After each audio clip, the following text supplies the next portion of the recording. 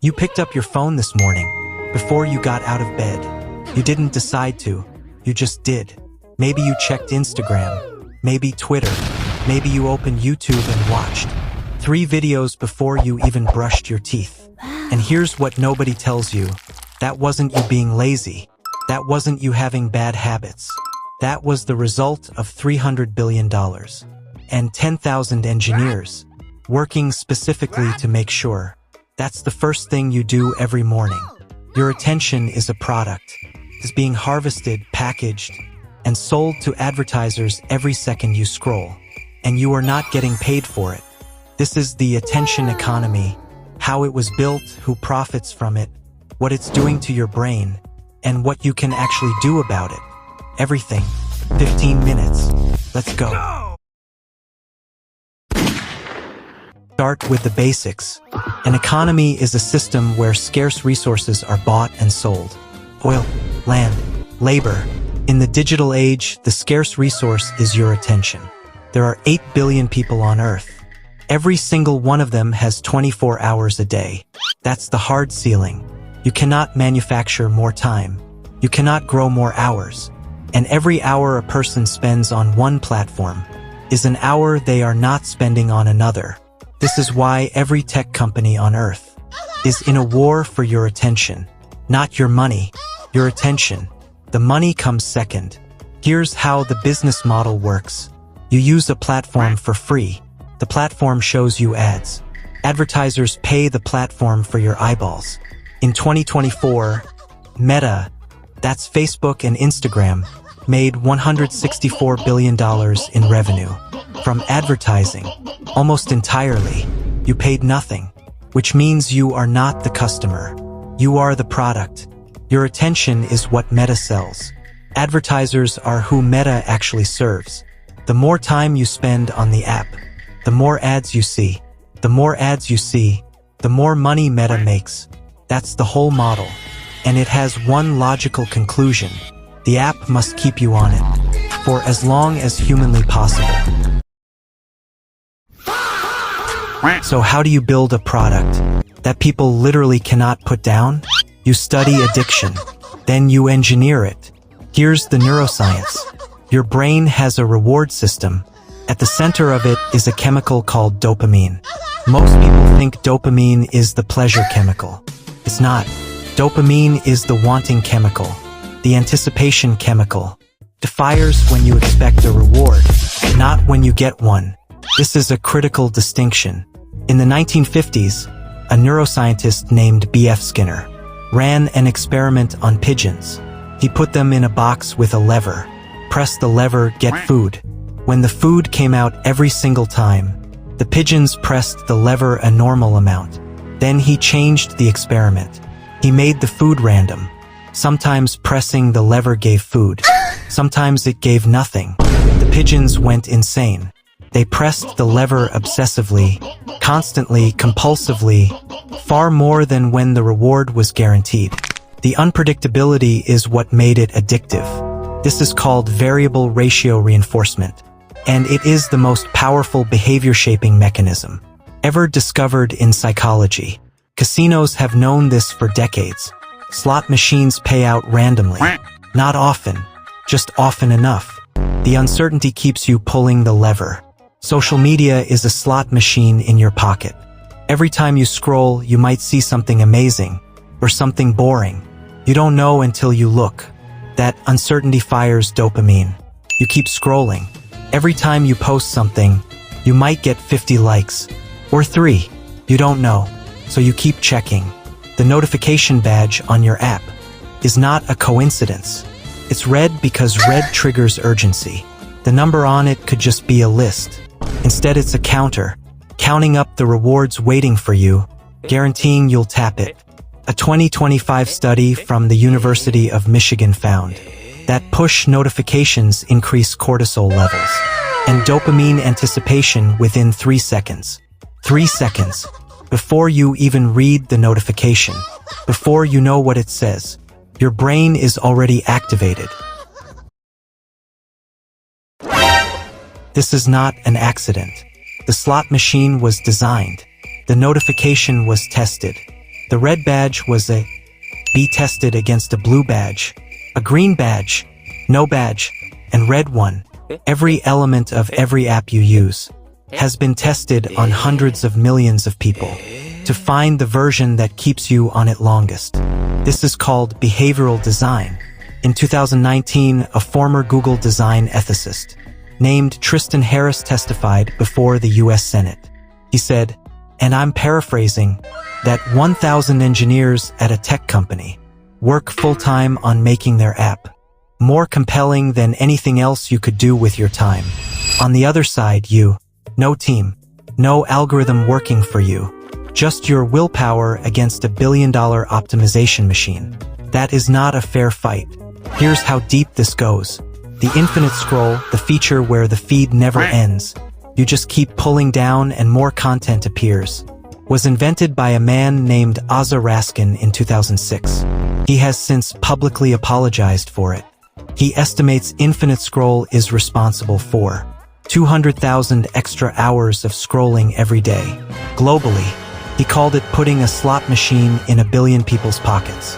TikTok's algorithm, the For You page, is considered the most powerful recommendation engine ever built for consumer content.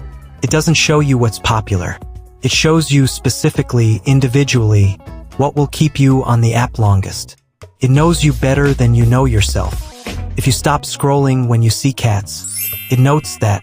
If you replay a cooking video, it notes that. Wait, what? If you swipe away before a video ends, it notes that too. It is building a psychological profile of your attention in real time and using it to feed you content engineered to match it.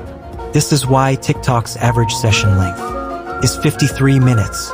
Not because the videos are good, because the algorithm is optimized to make leaving feel wrong. Here's where it stops being interesting and starts being serious. The human brain is plastic. That means it physically rewires based on what you do repeatedly. The more you use a neural pathway, the stronger it gets. The less you use it, the weaker it becomes. This is how you learn to read. This is how athletes build skill. And this is how constant digital stimulation is quietly restructuring your cognition. Research published in 2025 shows that heavy social media users show decreased activity in the prefrontal cortex, the part of your brain responsible for focus, planning, and long-term thinking, and increased activity in the amygdala, the emotional reaction center. Translation: your brain is getting better at reacting and worse at thinking.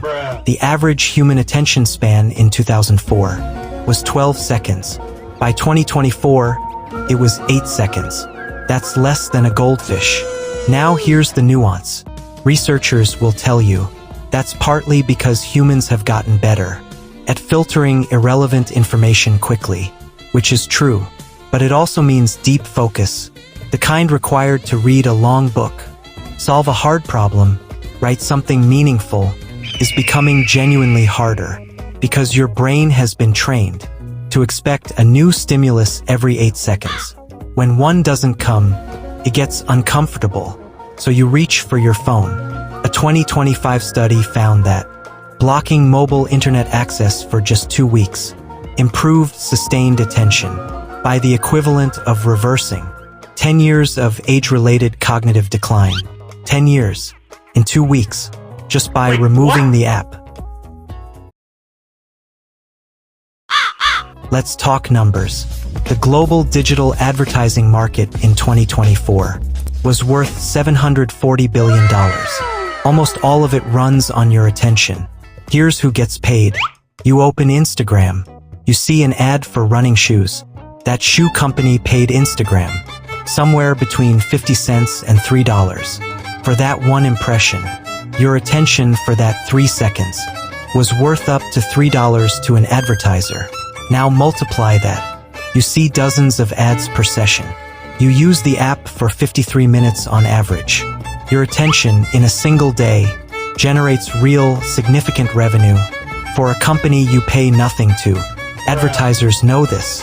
They bid in real-time auctions called programmatic advertising for the right to show you their ad at that exact moment. The auction happens in 100 milliseconds. Wait, what? Faster than a blink. While your feed is loading. This is why your data matters so much. The more a platform knows about you, your age, location, income bracket, relationship status, what you bought last week, what you searched last night, the more precisely they can match you to advertisers. And precise targeting means higher bids.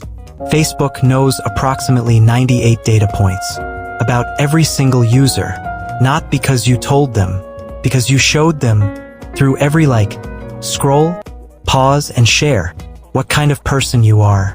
Your data is worth between $5 and $10 per year in raw ad revenue.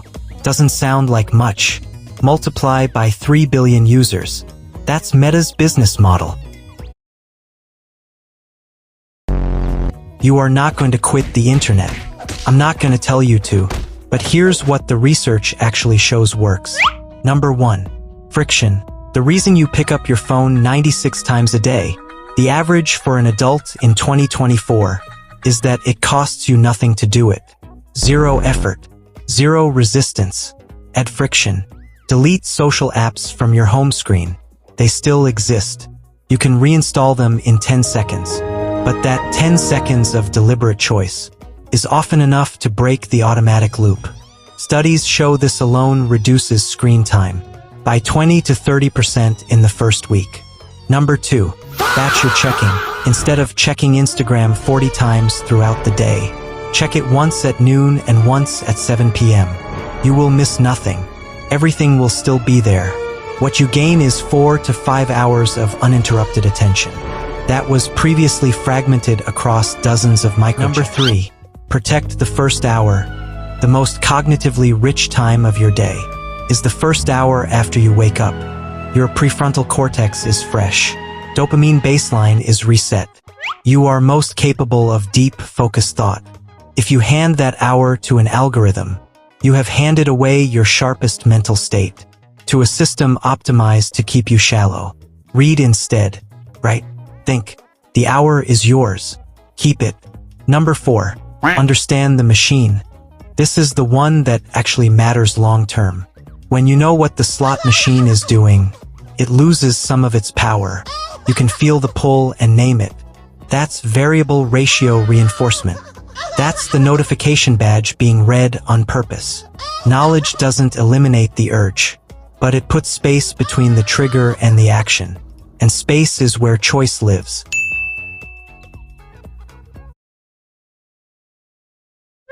Here's what we covered.